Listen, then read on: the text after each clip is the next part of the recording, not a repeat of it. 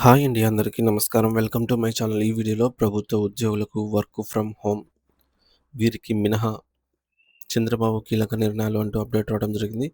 So, దీనికి సంబంధించిన పూర్తి సమాచారాన్ని వీడియోలో తెలుసుకుందాము. వీడియో అయితే ఎక్కడే గాని స్కిప్ చేయకుండా ఎండ్ వరకు చూసేయండి. అప్పుడే ఇన్ఫర్మేషన్ పూర్తిగా అర్థమవుతుంది. అలాగే వీడియో చూస్తున్న ప్రతి ఒక్కరు వీడియోకైతే లైక్ చేయండి ఫ్రెండ్స్.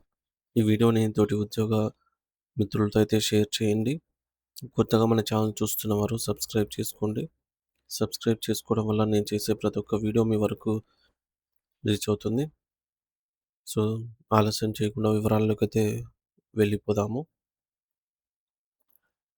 ఆంధ్రప్రదేశ్ రాష్ట్ర రాజకీయాల్లో మరియు పాలనా వ్యవస్థలో ఒక చారిత్రాత్మకమైనటువంటి మార్పులకు శ్రీకారం చుడుతూ ముఖ్యమంత్రి నారా చంద్రబాబు నాయుడు గారు మరియు ఉప ముఖ్యమంత్రి పవన్ కళ్యాణ్ గారు అత్యంత కీలకమైన నిర్ణయాలనైతే తీసుకున్నారు.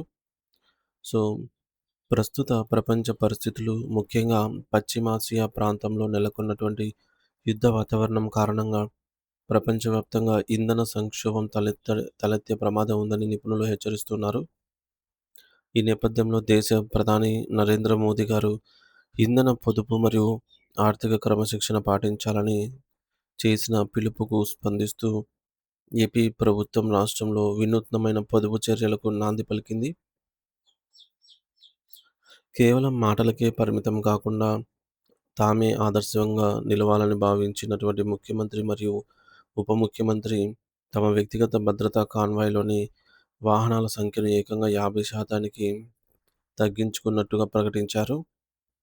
మరి అంటే గతంలో మనం చూసుకున్నట్లయితే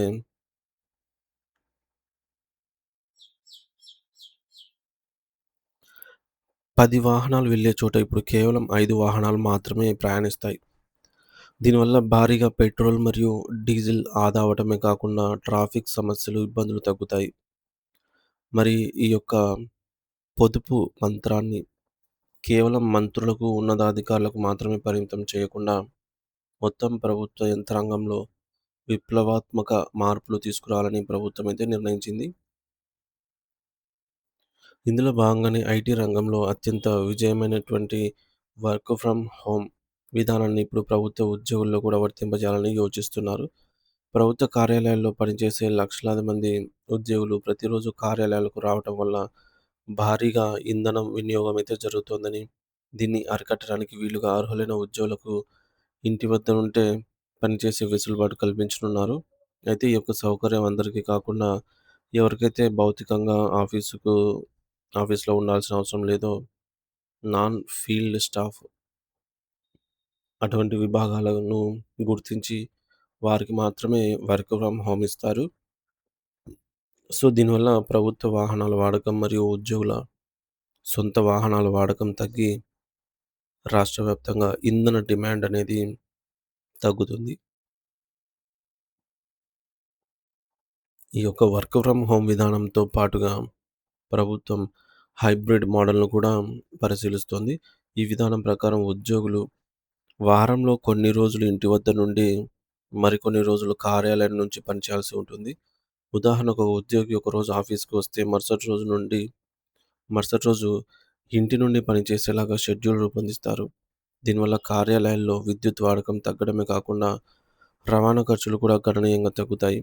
ఇకపై ప్రభుత్వ సమావేశాలన్నీ కూడా నేరుగా కాకుండా టెలికాన్ఫరెన్స్ మరియు వీడియో కాన్ఫరెన్స్ ద్వారానే నిర్వహించాలని స్పష్టమైన ఆదేశాలిచ్చారు. అధికారుల పర్యటనలను జిల్లాల నుండి అమరావతికి వచ్చే ప్రయాణాలు తగ్గించడం ద్వారా వందలాది కోట్ల రూపాయల ప్రజాధనాన్ని ఆదా చేయవచ్చని ప్రభుత్వం భావిస్తోంది. సాంకేతికతను జోడించి పరిపాలనను పారదర్శకంగా, వేగవంతంగా మార్చడమే దీని యొక్క ప్రధాన ఉద్దేశ్యంగా అయితే ఉంది.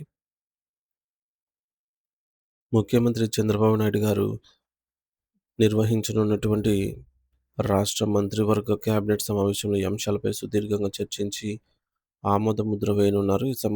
ఈ సమావేశంలో ప్రతి శాఖ నుండి ఏ ఏ విభాగాలకు వర్క్ ఫ్రమ్ హోమ్ ఇవ్వవచ్చు, అవసరమైన సేవలైనటువంటి అత్యవసర సేవలైనటువంటి పోలీసు, వైద్యము, రెవెన్యూ విభాగాల్లో ఈ విధానం ఎలా ఉండాలి అనే దానిపైన మార్గదర్శకాలు విడుదల చేస్తారు.